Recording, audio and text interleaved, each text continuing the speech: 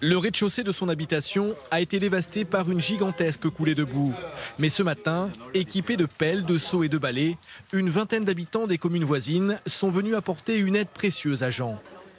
C'est exceptionnel, exceptionnel. Il y a des gens qui arrivent de partout. Je ne m'attendais pas à ça, j'étais venu avec 2-3 personnes pour faire le travail. Et tout d'un coup, il en est arrivé 17 d'un coup.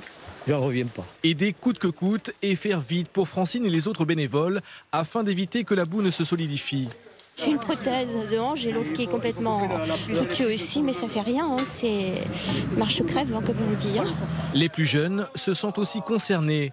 Ce matin, ces rugbymen et leur entraîneur ont abandonné leur pelouse pour un terrain encore plus difficile. Pour une équipe de rugby, c'est super positif parce que c'est à la fois de la solidarité, de l'effort et c'était normal pour les sinistrés.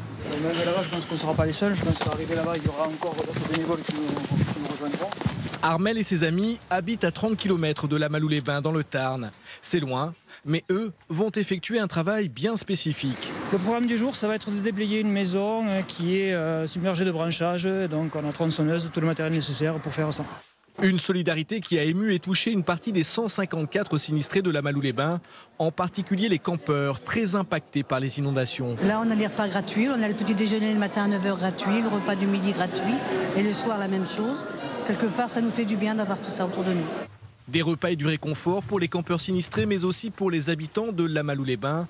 Une quinzaine d'entre eux attendent toujours de pouvoir regagner leur logement.